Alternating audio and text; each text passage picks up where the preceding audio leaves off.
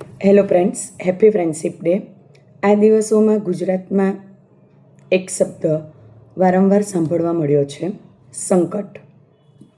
ક્યાંક વરસાદનું સંકટ, ક્યાંક પાણીનું સંકટ, ક્યાંક પૂરનું સંકટ, ક્યાંક ઘરનું સંકટ અને ક્યાંક રોજગારનું. પણ આજે મારે એક અલગ જ સંકટની વાત કરવાની છે અને તે છે આર્થિક સંકટ. જીવનમાં ક્યારેય એવો સમય પણ આવે છે જ્યારે આવક ઓછી થઈ જાય, ધંધો અટકી જાય, નોકરી જતી રહે, લોનની ચિંતા વધવા માંડે, ઘરના ખર્ચા પૂરા ન થતા હોય અને ધીમે ધીમે ખિસ્સા કરતાં પહેલાં મન ખાલી થવા લાગે. ત્યારે સૌથી પહેલાં કોણ તૂટે? પૈસા કે માણસનું મન? મનોવિજ્ઞાન કહે છે કે આર્થિક સંકટ માત્ર પૈસાની સમસ્યા નથી. જો સમયસર વાત કરવામાં ન આવે, જો માણસ એકલો પડી જાય, જો તેને એવું લાગવા માંડે કે હવે મારી પાસે કોઈ જ રસ્તો રહ્યો નથી, તો એ વિચાર આર્થિક સંકટ કરતાં પણ વધારે ખતરનાક બની શકે છે. મિત્રો, એક વાત યાદ રાખજો, સંકટ ક્યારેય કાયમ રહેતું નથી. મુશ્કેલીઓ બદલાય છે, પરિસ્થિતિઓ બદલાય છે અને માણસ ફરી ઊભો પણ થઈ શકે છે જ. આજે ફ્રેન્ડશિપ ડે છે. સાચો મિત્ર એ નથી કે જે માત્ર ખુશી હોય ત્યારે જ આવીને ઊભો રહે. સાચો મિત્ર તો એ છે કે મુશ્કેલીમાં પૂછે, ચાલ આપણે સાથે રસ્તો કંઈક તો શોધી જ લઈશું. ક્યારે એ મિત્રનો વિશ્વાસ, એક પરિવારનો સાથ અને એક સાચી વાતચીત એટલી મોટી શક્તિ આપી જાય છે ને કે માણસ ફરી નવી શરૂઆત કરી શકે અને કરી જ શકે, કારણ કે તે હિંમત મેળવી લે છે. એમ પરિવારનો અર્થ પણ માત્ર સાથે રહેવું નથી.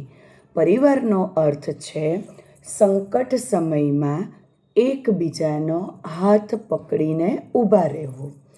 આર્થિક સંકટ આવે તો કદાચ જીવનશૈલી બદલવી પણ પડે. એકબીજા પ્રત્યેનો પ્રેમ અને વિશ્વાસ વધારવો પડે. ક્યાંક કોઈક વાતચીત કરતું બંધ ન થઈ જાય, કોઈકની આશા ન તૂટી જાય.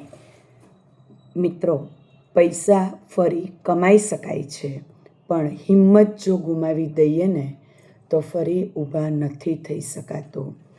આજનું પરિવર્તન જો તમે અથવા તમારી આસપાસ ઓળખીતામાંથી પણ કોઈક આવી આર્થિક સંકટની સમસ્યામાંથી પસાર થઈ રહ્યું હોય તો એમને એકલા ન રહેવા દો. એમની સાથે વાત કરો, એમની મદદ કરો અને એમને પણ કહો કે પરિવાર સાથે બેસે, મિત્ર સાથે દિલ ખોલીને વાત કરે.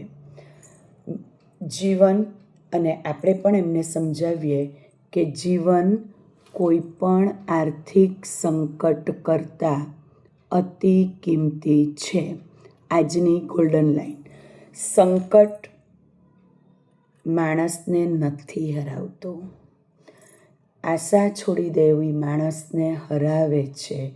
મિત્રનો સાથ, પરિવારનો પ્રેમ અને મનમાં વિશ્વાસ જીવંત હોય ને તો ત્યાંથી જીવનની નવી શરૂઆત હંમેશા શક્ય બને છે ને બને જ છે.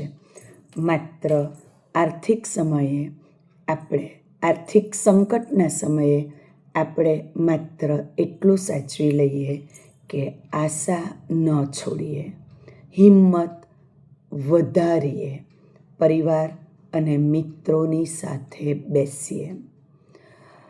હું તૃપ્તિ વ્યાસ ફરી મળીશું. 1 મિનિટ, એક પરિવર્તનની ક્ષણ. શ્રેણીમાં જીવનને સમજીએ. મિત્રો, તમે જો ખરા દિલથી મને તમારી ફ્રેન્ડ સમજતા હોય તો મારી ચેનલને જરૂરથી સબસ્ક્રાઈબ કરજો. આભાર.